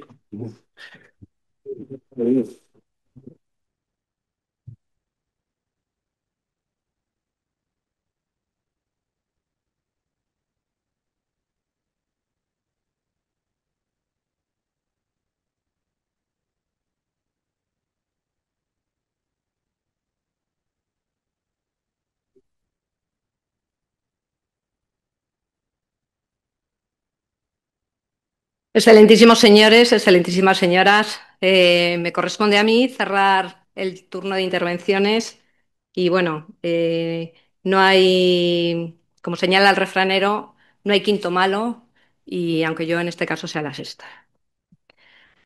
Como ya ha señalado en la intervención anterior el doctor Ordóñez, el auge de los productos y alimentos preparados ha transformado la forma en que nos alimentamos y plantea retos importantes, especialmente en el control de los productos listos para el consumo, que crecen de manera exponencial por el impulso de la vida urbana y por la búsqueda de la comodidad. La industria ha respondido con tecnologías innovadoras, como ha referido el doctor Ordóñez, con radiaciones ionizantes, altas presiones, para reducir los riesgos microbiológicos, especialmente en los alimentos listos para el consumo. Pero, ¿cómo se traduce todo esto en el control oficial en una gran ciudad como Madrid? Mi intervención se centrará en esta cuestión, pero antes quiero referir una breve mirada histórica al control de los alimentos en el municipio de Madrid, puesto que estamos también hablando de la salud pública entre siglos, y con la cautela que me merece la simplificación histórica que voy a exponer. La preocupación por la seguridad de los alimentos no es nueva. El origen de la organización del control oficial en Madrid se remonta a cerca de 300 años, en el siglo XVIII, cuando se configuró, bajo el reinado de Carlos III, un sistema de ordenación y salubridad, asumiendo el ayuntamiento competencias de limpieza de las calles y atención a la pobreza, factores fundamentales para la salud pública. En 1813, la ciudad de Madrid contaba con los mayorales reconocedores de carne, que eran los encargados de inspeccionar alimentos para evitar la comercialización de productos en mal estado. Se encontraban en la Puerta de Toledo, en la Casa de Matadero, y su función era evitar la entrada de animales enfermos y la salida de carnes en mal estado. En 1840, tras un brote de glosopeda en la Sierra de Guadarrama, el Ayuntamiento de Madrid nombra a 2 veterinarios para inspeccionar las reses y las carnes, sentando las bases del control alimentario municipal. 2 años después, en 1842, se ampliaron estas competencias al pescado, la leche y la fruta, configurando así la estructura primitiva de la seguridad alimentaria en la ciudad. En el siglo XIX, lo que hoy llamamos seguridad alimentaria se concebía principalmente como una cuestión de higiene y las actuaciones se orientaban básicamente en evitar adulteraciones y en el control de prácticas higiénicas básicas. En este recorrido histórico merece especial atención el Laboratorio Municipal de Higiene, creado en 1877 y que fue pionero en Europa y que será el precursor del actual Laboratorio de Salud Pública. Nació para dar respuesta a los retos sanitarios de la época, como el brote de cólera de 1884, y pronto se convirtió en el centro clave para la desinfección urbana y el control de epidemias como la tuberculosis o el tifus. Su objetivo en materia de inspección alimentaria era analizar los alimentos y las aguas. La inspección municipal se consolida y profesionaliza a principios del siglo XX con los llamados profesores veterinarios, que principalmente inspeccionaban el matadero, los mercados municipales y los puestos de venta ambulante. Esta estructura ha ido evolucionando hasta configurar el modelo actual, mucho más complejo y adaptado a los nuevos requisitos y desafíos de la ciudad. El doctor Ordóñez ha descrito cómo la industria alimentaria busca reducir la carga microbiana en los productos y alimentos preparados mediante diversos procesos tecnológicos. Sin embargo, la seguridad alimentaria no termina en la planta de producción, sino que debe continuar durante su distribución, la preparación, la manipulación, el consumo y la venta de los productos y de las comidas preparadas. En la ciudad de Madrid, con más de 3,5 millones de habitantes y 42.600 establecimientos de restauración y comercio minorista censados e incontables alimentos y platos preparados distribuidos o vendidos cada día, la complejidad es enorme. El control oficial en la ciudad de Madrid se apoya en una normativa para los alimentos preparados que ha ido evolucionando de forma muy significativa a lo largo de estos últimos años, con unas primeras con un enfoque basado en el cumplimiento obligatorio de unos requisitos higiénicos y estructurales, hasta las últimas de carácter preventivo. Haciendo una breve referencia, tenemos el Real Decreto 512 del 77, que era una normativa muy prescriptiva, que establecía requisitos estructurales y técnicos para platos preparados y estaba orientada básicamente al control oficial. Años más tarde surge el Real Decreto 3484 del 2000, que supuso un cambio de enfoque. Se introdujo la obligación de aplicar sistemas de autocontrol basados en análisis de peligros y puntos de control crítico, los APPCCs, la posibilidad de aplicar guías de prácticas correctas de higiene y se regularan nuevas modalidades de comercialización, como la venta a domicilio, la venta de comida para llevar o las máquinas expendedoras. Este avance siguió a nivel europeo con el denominado paquete de higiene, que incluye el Reglamento 852, relativo a la higiene de los productos alimenticios, y que está centrado en la seguridad alimentaria aquí ya en todas las fases de producción y en todas las fases de la cadena. Está también enfocado en la prevención, la responsabilidad del operador y la trazabilidad, al que se suma el Reglamento 2073 relativo a los criterios microbiológicos aplicables a los productos alimenticios. Finalmente, el Real Decreto 1021 del 22 integra toda la normativa nacional en el marco europeo, la actualiza y establece en su artículo 6 requisitos específicos para las comidas preparadas en el comercio minorista y la restauración, como son sus condiciones de fraccionamiento, temperaturas de conservación y recalentamiento, así como la obligación de mantener muestras testigo elaboradas o servidas en colectividades con el fin de facilitar estudios epidemiológicos. Así, obliga a tener muestras testigo en residencias de mayores, en centros infantiles y escolares, hospitales, las comidas que se sirven en los medios de transporte o en eventos en los que participen más de 40 personas. La normativa referenciada, así como otras disposiciones que he omitido por razones de brevedad, se concreta a nivel práctico en España en el Plan Nacional de Control Oficial de la Cadena Alimentaria, el PINCOCA, cuya coordinación corresponde a la Agencia Española de Seguridad Alimentaria y Nutrición, la ESAN, adscrita al Ministerio de Derechos Sociales Consumo y Agenda 2030. El PINCOCA es el documento que organiza los controles oficiales en materia de seguridad alimentaria, desde la producción primaria hasta la venta al consumidor final. La existencia de un plan nacional es obligatorio para todos los Estados miembros de la Unión Europea y se aplica mediante planes plurianuales. El PINCOCA se articula en 4 objetivos estratégicos. El segundo corresponde al control de establecimientos alimentarios y se desarrolla mediante programas de control oficial.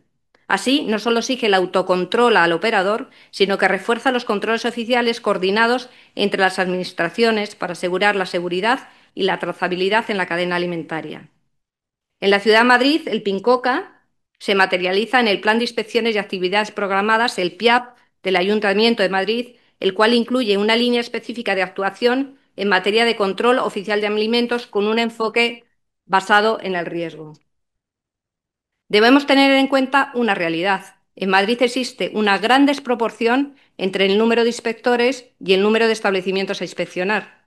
Esta circunstancia obliga a tener implantado un procedimiento que determine qué establecimientos deben ser objeto de inspección y con qué prioridad. ¿Y cómo determinamos esta priorización? Pues mediante la identificación de aquellos sectores, actividades y tipos de establecimientos que presentan mayor riesgo debido a sus manipulaciones, el tipo de alimentos que comercializan, porque están destinados a una población sensible, por ejemplo, a niños o a personas mayores, y aplicando frecuencias de inspección en función de ese riesgo. El nivel de riesgo de cada establecimiento se calcula combinando 3 factores y el nivel de riesgo es individual para cada establecimiento. Sumamos el riesgo asociado al perfil de actividad, el riesgo asociado a su historial de la actividad y el riesgo asociado al estado higiénico-sanitario. Sumamos los 3 y nos daría el riesgo de ese establecimiento. En el perfil de actividad se distinguen 3 grupos, el 1, el 2 y el 3. Con un riesgo medio para la restauración y el comercio minorista con elaboración y con un riesgo bajo para el comercio minorista que no elabore. A partir de esta clasificación inicial, el riesgo puede aumentar o disminuir dependiendo de unas características concretas, es decir, si el establecimiento elabora o vende alimentos o no listos para el consumo, si elabora o manipula o hace actividades que son muy complejas o sencillas, si realmente lo que vende son alimentos envasados. También se tiene en cuenta la distribución y sobre todo la población también de destino. El resultado final de este riesgo pues será que el establecimiento tiene un riesgo alto, medio, bajo o muy bajo.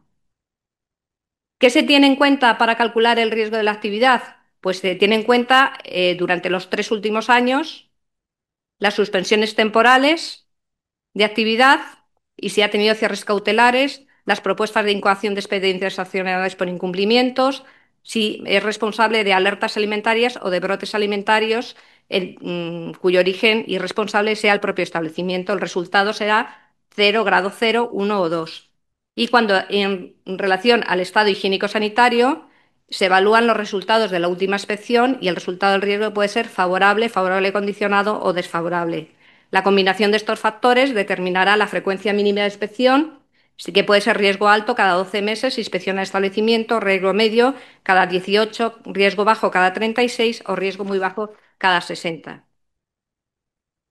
El control oficial no se limita a la inspección, se complementa con un plan de toma de muestras de alimentos incluido en el PIAP, que está alineado con el PINCOCA y que permite verificar la seguridad alimentaria mediante el análisis en el laboratorio de salud pública. La planificación de la toma de muestras también se realiza aplicando criterios de riesgo, considerando el tipo de tratamiento tecnológico aplicado al alimento y su eficacia para reducir la contaminación, el grupo de población al que va destinado, si va a ser niños o a personas mayores, si el producto ha estado implicado en alertas o brotes alimentarios y las prioridades sanitarias. El PIAF también incluye el control oficial de medios de transporte de empresas de catering que trasladan productos y comidas preparadas con el fin de asegurar que los vehículos cumplen con las condiciones técnicas e higiénicas exigidas en la normativa. Este control incluye, entre otras, la verificación del mantenimiento de la cadena de frío, la limpieza y la trazabilidad, así como la medición de las temperaturas de los alimentos preparados en los puntos de entrega. Se priorizan las inspecciones en los catering destinados a colectivos especialmente sensibles y de especial protección, como son los centros escolares y las residencias de personas mayores. Además, Madrid cuenta con un servicio de emergencias alimentarias, el SEAM, que actúa de forma inmediata ante cualquier alerta o ante cualquier brote alimentario. Este servicio actúa en menos de 2 horas desde su activación, está activo las 24 horas del año, todos los días, inspecciona los establecimientos implicados y su funcionamiento amplía la capacidad de respuesta de los servicios de control oficial del Ayuntamiento de Madrid. Como referencia puedo decir que en el año 2024 el Ayuntamiento de Madrid estuvo implicado en 62 brotes de origen alimentario y en 138 alertas alimentarias. En su caso, el SEAN además puede adoptar medidas cautelares y realizar la toma de muestras necesaria que se analizan de forma urgente en el Laboratorio de Salud Pública. Finalizo mi exposición destacando que la seguridad alimentaria y el control oficial de alimentos en una gran ciudad como Madrid es un reto complejo, el cual ha ido evolucionando a lo largo de los últimos siglos, con unas primeras actividades de inspección basadas en el control de prácticas higiénicas básicas, hasta el sistema que tenemos en la actualidad, más moderno, preventivo y basado en el riesgo. Este modelo intenta garantizar que los productos y las comidas preparadas lleguen al consumidor con las máximas garantías sanitarias y proteger especialmente a los colectivos de mayor riesgo y sensibles. El desafío futuro será seguir integrando el control oficial con la innovación, la tecnología alimentaria y las demandas sociales y asegurar que todo ello avance de forma conjunta en un entorno cada vez más globalizado y más exigente. Muchas gracias.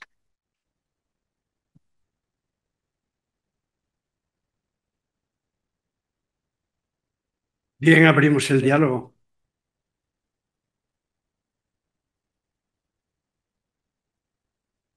Veo todas las manos levantadas.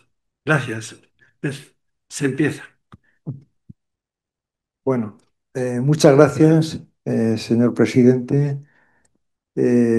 Quiero felicitar a todos los participantes en esta mesa. Han sido temas muy interesantes, siempre de actualidad, y voy a ser breve como nos ha pedido el presidente. La pregunta que quiero hacer es, ¿qué hemos aprendido de la pandemia del COVID-19 para poder afrontar con garantías y con eficacia las futuras enfermedades zoonóticas? Muchas gracias. ¿Hay algún voluntario que se preste a contestar? Antonio. Ya me toca a mí bueno, que hemos aprendido. Yo creo que hemos aprendido mucho. Hemos aprendido a, a- a valorar lo que es el concepto una sola salud. La profesión veterinaria lleva mucho tiempo practicando una sola salud. Me voy a poner de pie, sí. Lleva mucho tiempo practicando una sola salud. Lo que ocurre es que no todas las profesiones entienden el concepto una sola salud como lo ha entendido veterinaria desde primera hora.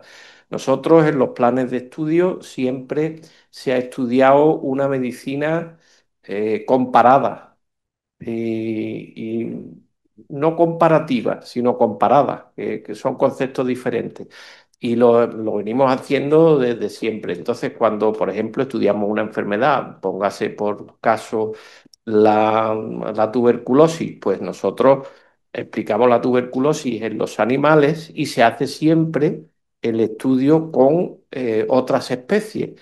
Los animales me refiero en el vacuno, que es la especie fundamental, pero también se estudia en caprinos, se estudia en jabalí, se estudia y también en humanos. Entonces eso lo llevamos, yo creo que desde siempre en nuestras facultades.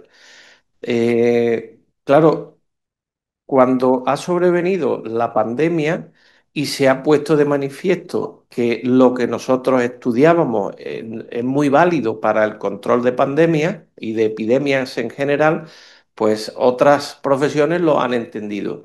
Yo creo que han estado valorando entonces el hecho de que las enfermedades de los animales, pues es necesario enfocarlas desde un punto de vista de una sola salud. Y yo creo que ese ha sido el principal la principal conclusión a la que se puede llegar de lo que hemos aprendido de la pandemia. Hay otras muchas cosas, por supuesto, desde distintos puntos de vista, pero me refiero del que más nos ocupa aquí es económico. Imaginaros, ¿no?, lo que es desde un punto de vista económico una pandemia, cómo se ha podido sobreponerse a los efectos económicos, los efectos laborales, muchos otros aspectos. Pero desde el punto de vista nuestro, yo creo que lo fundamental ha sido el darnos cuenta de la importancia que tiene una sola salud para la salud pública.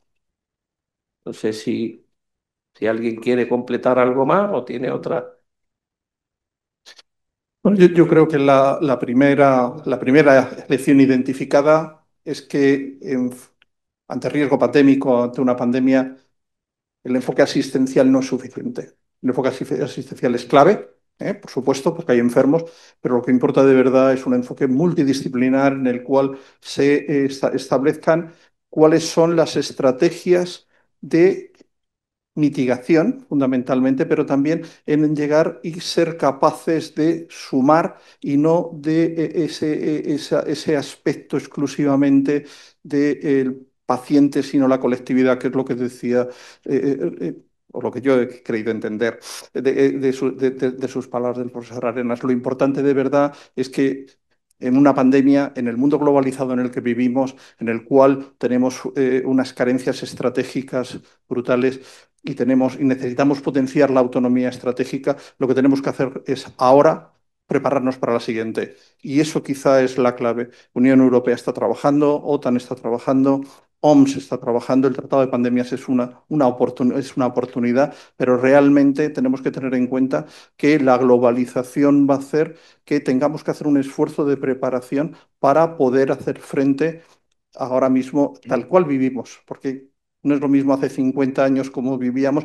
Es Madrid, con el brote de viruela de los años 70, fue un ejemplo de control de una enfermedad en la cual el impacto fue brutal, con 2 casos índices. Y fuimos capaces, o fueron capaces nuestros antiguos, de dar respuesta, una respuesta eficaz, multidisciplinar, con un esfuerzo brutal por parte de la profesión sanitaria, tanto de medicina como de enfermería, para dar una respuesta. Pero ahora mismo necesitamos integrar más profesionales sanitarios para poder dar una respuesta integral. Muchas gracias. Yo quería abundar al respecto en dos aspectos. Uno extraordinariamente positivo, la respuesta de creación de los sistemas de prevención, vacunación ARN mensajero. Es un cambio fundamentalísimo.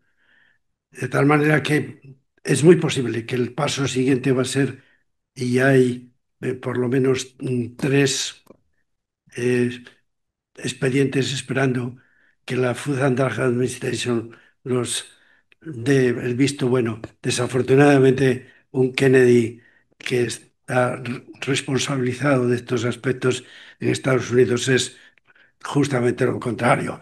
Desgraciadamente, siempre hay improvisa. Eso es lo primero, lo positivo. Y lo negativo sigue siendo, pues, la ignorancia de dónde partió realmente ese virus.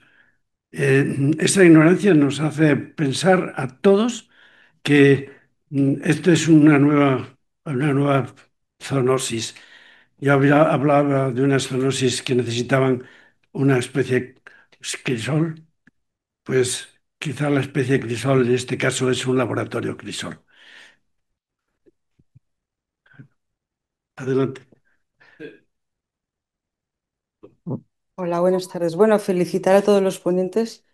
Me ha parecido una mesa redonda muy interesante. Yo voy a discrepar en que en la pandemia no hemos aprendido absolutamente nada y que además a los veterinarios se nos sigue sin tener en cuenta. Yo creo que mientras que no se nos tenga en cuenta, y eso hay que lucharlo, pero bien, y además a fondo. Eso por un lado. Y luego yo quería a la doctora Cuellar preguntarle que quién autoriza en Madrid la apertura de las fruterías que hay en todos los barrios que venden, para mi gusto, fruta podrida y ahí están. los kebabs, los globos, todo eso, porque creo que hay muy pocos problemas de salud pública para todo lo que hay. Yo vivo en un barrio que es muy popular y puedo decir que a lo mejor puede haber, yo qué sé, 100 fruterías que venden una cosa que yo en la vida podría comprar eso porque es que creo que está podrido. Entonces, ¿quién autoriza la apertura de esos establecimientos?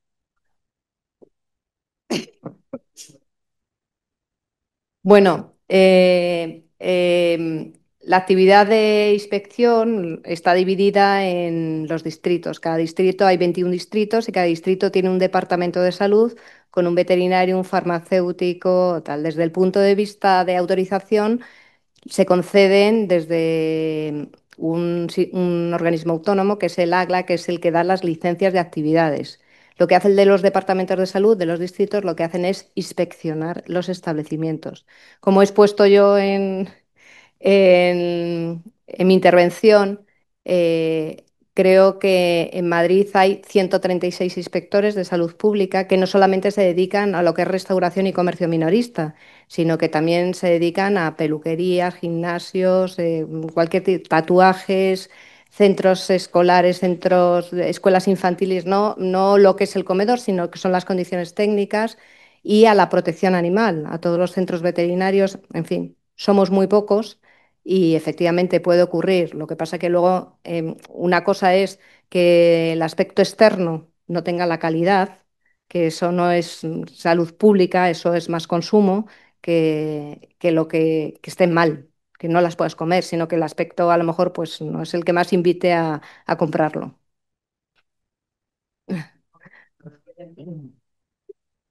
Es que esto que está podrida, o sea, es que la ves podrida, no es que vaya a estar, no, es que lo está. Y ahí así, en su barrio, ahí así, de El doctor frutería, ¿no? Ordóñez, Varias. el doctor Ordóñez quería intervenir y el doctor Rojo. Simplemente quería preguntarle a la doctora Cuella, que tengo a mi lado, que eso es Madrid. Madrid tiene 3 millones de habitantes, pero tiene otros 3 millones en los alrededores, con poblaciones muy grandes. ¿Está ligada los servicios de salud pública de Madrid a los de la comunidad o tiene sus propios servicios? La Comunidad de Madrid tiene su propia Dirección General de Salud Pública y nosotros nos coordinamos, obviamente, con la Comunidad de Madrid. Pero el Ayuntamiento de Madrid tiene, como tiene más de 3,5 millones de habitantes, tiene su propio servicio de inspección. Hay que tener en cuenta que hay municipios muy pequeños que no se pueden permitir el lujo de tener un farmacéutico o un veterinario en nómina. Entonces, todo ese tipo de inspección las realiza la Comunidad de Madrid.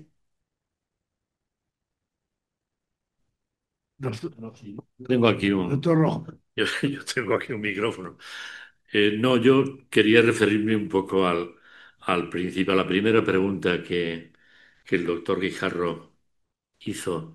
Eh, yo creo que una de las cosas que deberíamos de saber, por supuesto, pero que también seguramente la COVID debería de habernos recordado y recordar firmemente, es que todo, hablo en términos pues un poco coloquiales, ¿no? Pero bueno, cercanos a la realidad, en mi opinión al menos, todos los patógenos pueden llegar a infectar a los humanos. Es decir, eso de que esta es una enfermedad de las vacas o de los caballos o de las gallinas, pues no es cierto. Y hay, vamos, la historia lo demuestra, cosas que se pensaban que estaban limitadísimas a determinadas especies de hospedador, pues resulta que no es así. Y precisamente, además, esa falta de especificidad se pone de manifiesto cuando un patógeno muy específico de pepito pasa a zutanito. Ahí es donde empiezan los conflictos. Por lo tanto, esa yo creo que es una lección, el entender que todo es posible. A pesar de que los acontecimientos pasados ya no existen en nuestra memoria, sin embargo hay que tenerlos en cuenta.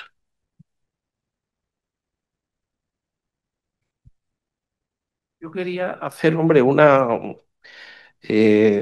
Actualmente se conoce que el virus, el SARS-CoV-2, el virus de la COVID, estaba presente desde tiempo atrás en poblaciones de murciélagos de la zona. Se ha estado buscando siempre una especie intermedia, como pasó con el SARS-CoV-1, que era la civeta famosa, ¿no? Entre los murciélagos y las personas. Pero no necesariamente hace falta esa especie entremedia. Se conoce el virus, estaba aislado desde hacía tiempo. La homología es de un 98%, la homología que tiene el virus del SARS-CoV-2 y el del el RAT1, eh, bueno, se parecen muchísimo y solamente hacía falta pues las condiciones epidemiológicas que eran los mercados húmedos chinos, es decir, poner en contacto murciélagos infectados con personas. En ese caso, el salto en lo que hemos hablado del spillover es muy fácil de que se dé. Otra cosa es que ese virus sea capaz posteriormente de mutar y de mutar muy rápidamente, como fue lo que ocurrió, modificando, pues muy poco tuvo que modificar su antígeno espicular, porque lo que hizo fue adaptarlo del murciélago muy suavemente, digamos, a los receptores AC2 humanos, ¿no? Y eso en un virus que tiene esa capacidad de mutación no es de extrañar. Entonces, bueno, se puede especular mucho cuál es el origen del SARS-CoV, si es de laboratorio o si no lo es. Pero que es muy plausible el hecho de que fuera un virus que diera el salto de especie, perfecto, es decir, no, yo no lo pondría en duda. Volviendo a la pregunta que había hecho, yo creo, yo pertenezco, como seguramente conoceréis, al comité de expertos que estuvimos digamos, en lo que sería el control de la pandemia en Andalucía. Allí se nos dio bastante bien, especialmente mejor que en otras zonas. Y es que, digamos, comité, Se ha ido el micrófono. teníamos el comité hecho porque previamente tuvimos caso importante de listeriosis, recordaréis, allí en Andalucía. Caso de listeriosis que nos puso las pilas de momento, porque claro, eh, había ciento y pico casos y lo que se hizo fue, pues gracias a Dios, había un consejero de salud que, bueno, nos tenía aprecio a los veterinarios y lo primero que hizo fue conformar el comité y llamarnos a los veterinarios. Y estábamos tres veterinarios en ese comité, ¿eh? Dos de la administración. Yo pertenecía a la universidad. Se ha vuelto a perder. Entonces, el hecho de tener preparado como consecuencia primero de la listeriosis, ¿no? Primero de la listeriosis y posteriormente también que tuvimos varios casos de West Nile, de enfermedad de West Nile, estábamos, digamos, rodados, teníamos el comité rodado. Por lo tanto, cuando aparecieron los primeros casos que se dieron en España, inmediatamente otra vez se ha vuelto a ir en un otro lado. Tienes. Acabando las pilas. Y lo que hicimos fue ponernos en funcionamiento de momento, ¿eh? Y era un comité que, bueno, yo creo que es una buena experiencia y un buen aprendizaje el hecho de tener veterinarios dentro de un sistema que estaba controlando un poco lo que era la pandemia, porque claro, es verdad que la pandemia. Se vuelve a perder Bueno, tenemos por Zoom una pregunta del doctor Montoya que interviene y se refiere directamente al doctor Rojo. Leo palabras textuales. Con tu opinión de la tirofilariosis no estoy completamente de acuerdo. Bueno, yo cuando mi opinión coincide con la de los demás empiezo a preocuparme, pero el, el tema es que es cierto y además el profesor Montoya trabaja en dirofilariosis y muy bien. Lo cierto es que el concepto real de una zoonosis es que es como una especie de ciclo. Se podría, por ejemplo, algunos podrían decir que la hidatidosis le pasa más o menos lo mismo que a la dirofilariosis. Primero, es mentira. La hidatidosis, si no continúa la cadena, una vez que ha llegado a ese, entre comillas, fondo de saco ciego que son los humanos, si no sigue la cadena es porque es difícil, salvo algunas tribus que seguramente existen, pues que alguien se coma un hígado o un pulmón ¿verdad? ¿Cómo se llama? Quistes hidatídicos, naturalmente cánidos, en los que se cerraría el ciclo, etcétera, etcétera. En el caso de Dirofilaria es que no hay posibilidad, es que no se cierra, es que las filarias no llegan a ser adultos. No llegan las larvas, las microfilarias, que son las inyectadas, ¿verdad?, por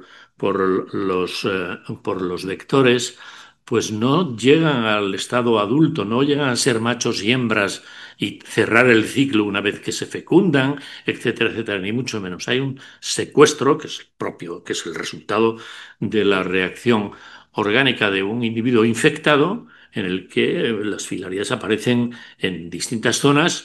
Las más llamativas son las que han hecho saltar las alarmas de posibles neoplasias pulmonares en individuos que tienen seguramente eh, eh, más de un secuestro de ese tipo y además seguramente que son positivos serológicamente. Si nos atenemos a eso, desde luego yo insisto en que eso no es una zoonosis porque no se sigue transmitiendo. Sí que se puede transmitir a los humanos, pero ¿qué pasa con un humano que tiene dirofilarias? Nada, que tiene en el pulmón una manchita más o menos grande o varias manchitas que se pueden confundir con un cáncer de pulmón, con el tipo de cáncer que sea, ¿no? Yo creo que eso me ratifico en que no es estrictamente una zoonosis y ya sé que algunos miembros de la Organización Mundial de la Salud dicen que sí, pero por eso, por lo que dije antes de que empiezo a preocuparme cuando. Así que gracias de todas formas al profesor Montoya. ¿Alguna otra intervención?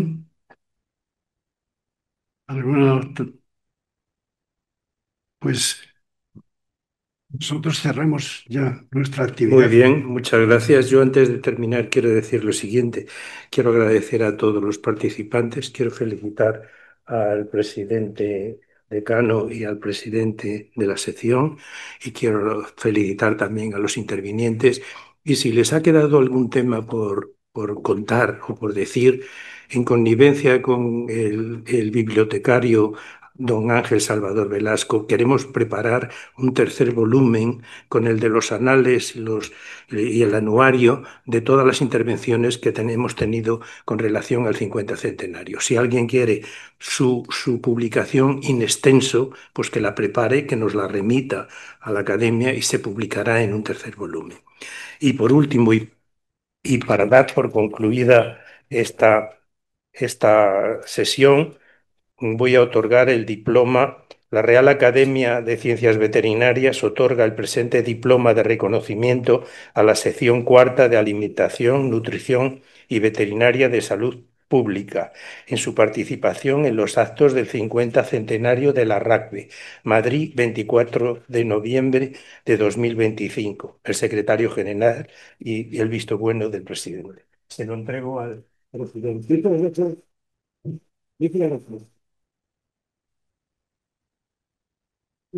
Se levanta la sesión.